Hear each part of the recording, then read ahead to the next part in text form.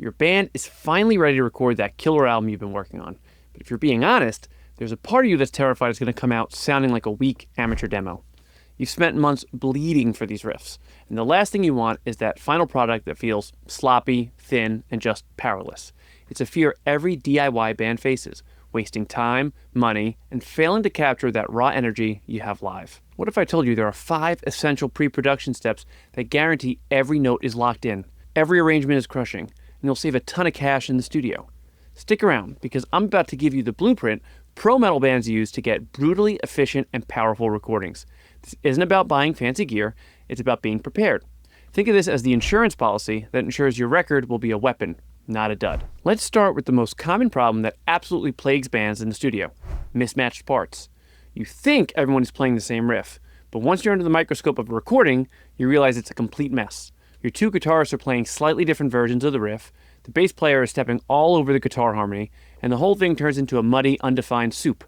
It's easy to miss these clashes when you're rehearsing at full blast, but in a mix, they stick out and kill your track's impact. Pre-production is your first line of defense here. The fix is simple: record everything. Just set up a basic demo recording of your rehearsals. You don't need anything fancy. Your phone in the middle of the room will work. Listen back, and for the first time, you'll hear the song the way a listener does. Are those harmonies clashing? Are the kick drum patterns actually locking in with the riff? This is where you find out. For a more surgical approach, tools like Guitar Pro or even just a MIDI sequencer are your best friends. By programming the guitar and bass parts, you can literally see the notes and harmonies. It becomes painfully obvious if one guitar is playing a C and the other is playing a C sharp, creating a nasty clash that just sounds like mud with distortion. You can isolate every other part and make sure they all work together perfectly before you even think about hitting record. Try practicing in a circle, facing each other at a lower volume. It'll force you to actually listen instead of just playing. Nail it down slow, then bring it up to speed. This one step will eliminate probably half the problems bands run into.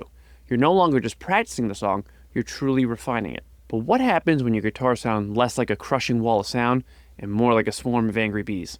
Well, that often comes down to one thing you're probably ignoring. It's the one thing that will absolutely murder your groove, no matter how sick the riffs are. It's a sloppy or inconsistent tempo. Your drummer swears they're on the click, but the chorus feels rushed and the breakdown is dragging. Wasting expensive studio time arguing about whether a song is at 180 or 185 BPM is a total rookie mistake. Pro bands solve this way before they book the studio by creating a detailed tempo map. A tempo map is the blueprint of your song's speed from start to finish, and for metal, it's non-negotiable. Metal songs are rarely just one static tempo. They speed up for a blast beat, slow way down for a sludgy bridge, and weave through complex time changes. In pre-production, you need to lock this down. Open up your DAW, Reaper, Pro Tools, Logic, it doesn't matter, and build this map. Just have your guitarist record a rough guide track of the full song to a click. As you listen back, drop markers at every section change. Bar 1, intro. Bar 17, verse. Bar 33, chorus. Now tweak the BPM for each section. Maybe the verse is a solid 175 BPM, but you want a little push into the chorus, so you ramp it up to 178 BPM in the pre-chorus. Document every single change. This creates a rock-solid grid that the entire band can practice with. This does 2 critical things. First, it forces you to make creative calls about the song's feel. Does that riff really hit harder when it's faster, or does it lose its groove? You can experiment and find the perfect feel without the studio clock breathing down your neck. Second, you can give your engineer a MIDI tempo file. On day 1 of tracking, they can just import it, and you're ready to go instantly, saving hours of setup. You're not guessing anymore. You're executing a plan. Your drummer can practice to this exact map, making sure their performance is tight and intentional, not just a frantic fight against a metronome. Now that you're all playing the right notes at the right time, how do you make sure the song itself is actually, interesting? You've got a killer riff, a crushing verse, and a massive chorus. That's great. But a pile of cool parts doesn't automatically make a great song. How do you get from one part to the next? Does the energy build and release, or is it just a flat line of heaviness? This is the art of arrangement, and it's where amateur songs fall flat and pro songs soar. This is a stage where you need to think like a producer and build the song structure, layer by layer. Start with the skeleton: an intro, a verse, a chorus, a verse, a chorus, a bridge, a solo, a chorus, an outro. Now start adding the flesh. Where does the second guitar come in? Should you add some synths or a clean guitar layer in the bridge to create contrast? Now is the time to decide. A huge piece of the puzzle is the vocal arrangement. Your vocalist needs to be there, figuring out melodies and phrasing over the riffs.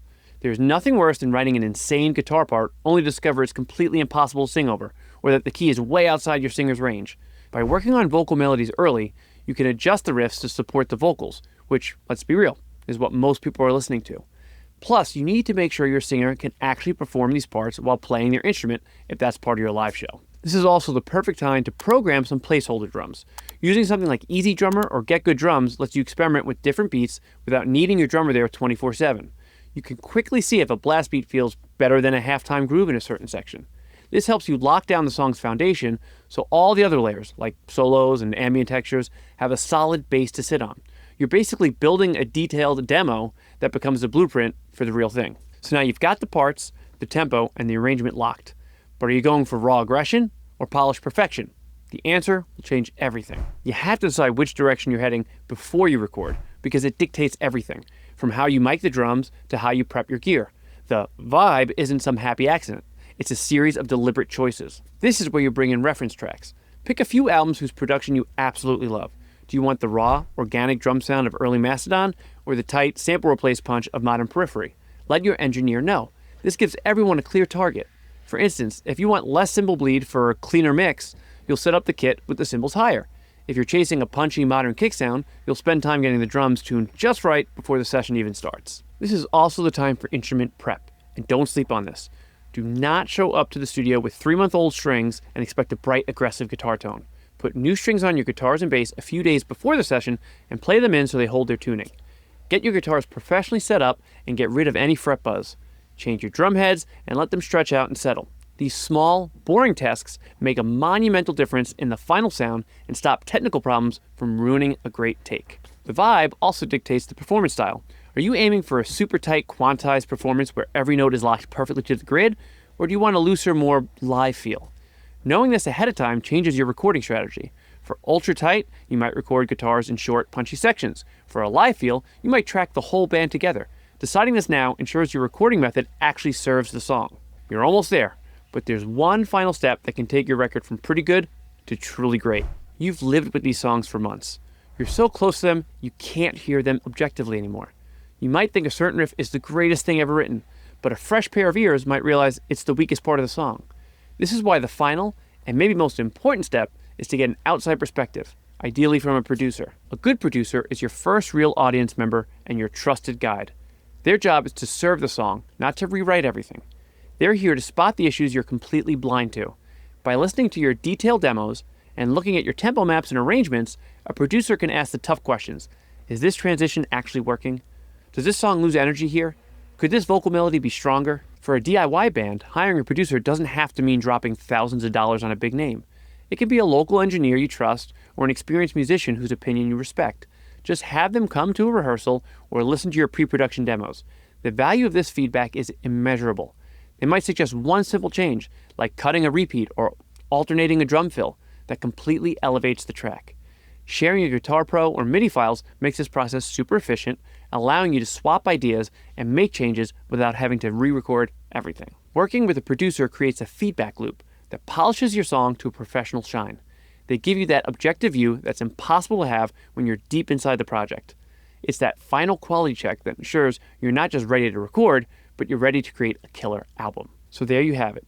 5 non-negotiable reasons why pre-production is the absolute key to a brutal, professional-sounding metal recording. This isn't just a friendly suggestion, it's the essential foundation. By making sure everyone's playing the right parts, locking in your tempos, perfecting the arrangement, defining your vibe, and getting an outside perspective, you eliminate all the guesswork. You walk into the studio with a clear plan for victory. You stop wasting time and money fixing problems that should have been solved weeks ago. Instead, you can focus all your energy on capturing powerful, killer performances. This is how you turn a DIY recording from a rough demo into a final product that can stand tall next to your favorite albums. And once you've tracked those killer performances, the next step is getting a powerful, professional mix that makes every part hit with maximum impact. If you want to make sure your perfectly prepared tracks translates into a final master that is loud, clear, and crushing, check out the link in the description to learn more about my mixing services. Now go out there, put in the work before you hit record, and forge the killer album you know you're capable of making.